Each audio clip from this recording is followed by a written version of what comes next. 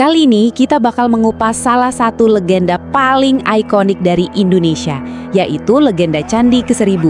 Ini bukan sekedar dongeng, tapi sebuah kisah epik tentang kekuatan, kecerdikan, dan takdir yang berakhir tragis.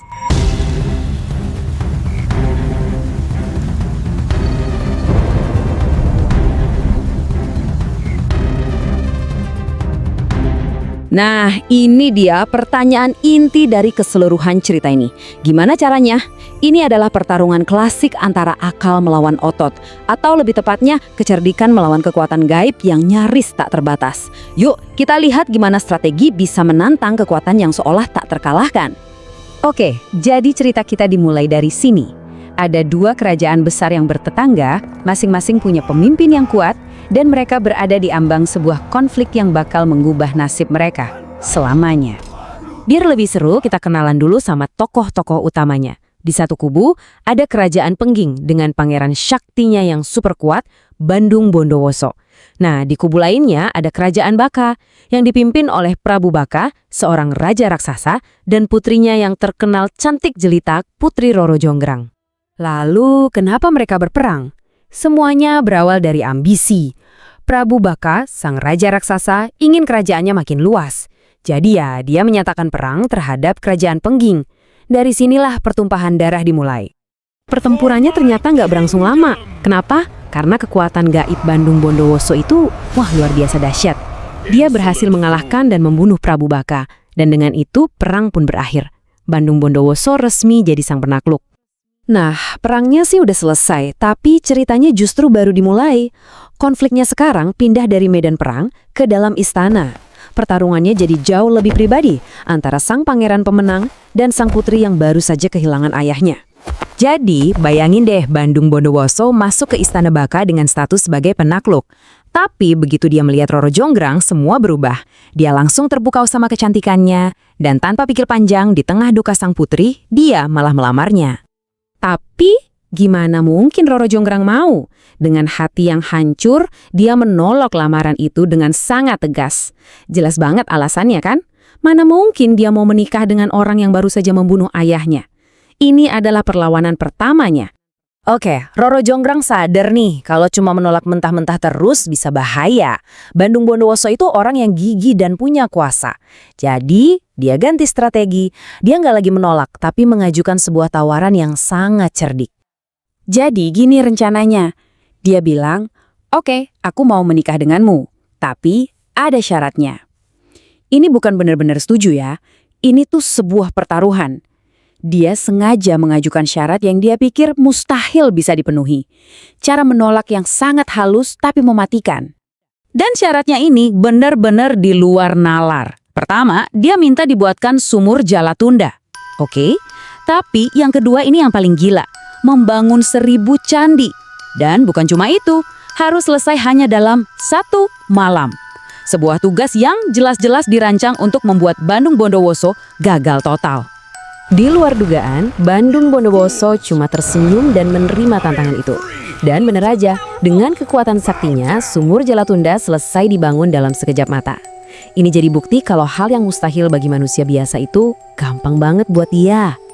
Nah, disinilah Roro Jonggrang mencoba taktik licik untuk pertama kalinya. Dia bujuk Bandung Bondowoso buat turun ke dalam sumur, pura-pura untuk memeriksa. Pas Bandung Bondowoso sudah di dalam, dia langsung perintahkan Pati Gupala untuk menimbunnya hidup-hidup dengan batu. Tapi rencananya gagal. Sang pangeran berhasil keluar tanpa luka sedikit pun. Dia marah besar. Tapi entah gimana, amarahnya reda lagi setelah dibujuk oleh Roro Jonggrang.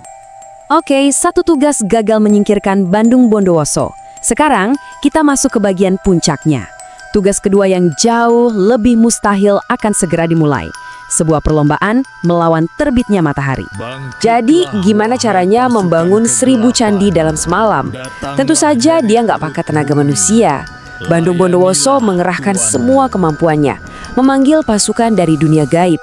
Ribuan jin, setan, dan roh halus dia perintahkan untuk membangun candi. Sepanjang malam, pembangunan berjalan dengan kecepatan yang ajaib.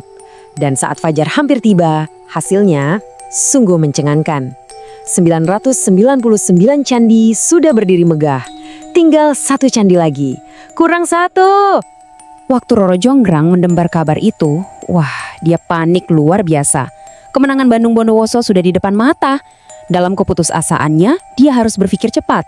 Dan di saat-saat genting inilah, muncul satu lagi rencana terakhirnya yang sangat brilian. Rencananya adalah menciptakan fajar palsu.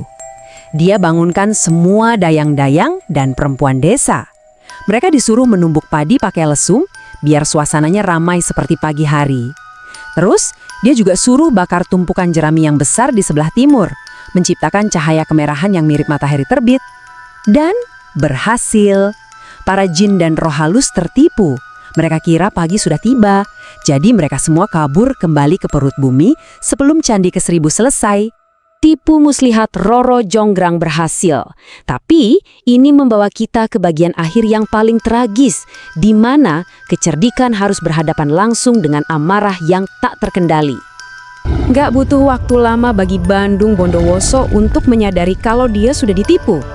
Bayangkan, kemenangan yang sudah di depan mata direbut begitu saja di detik-detik terakhir. Dia merasa dikhianati dan dipermalukan. Kemarahannya meledak tak terkendali. Pada akhirnya, inilah pertarungannya. Kekuatan sihir melawan kecerdikan manusia. Akal Roro Jonggrang nyaris sekali membuatnya menang. Tapi pada akhirnya, semua itu nggak cukup untuk melawan kekuatan magis seorang pangeran yang sedang murka. Di puncak kemarahannya, Bandung Bondowoso mengucapkan kutukan yang paling terkenal. Dia membalikan permintaan Roro Jonggrang menjadi senjata untuk melawan sang putri sendiri. Dia berkata, "Kamu sudah curang. Kalau begitu, kamulah yang akan melengkapi Candi ke-1000."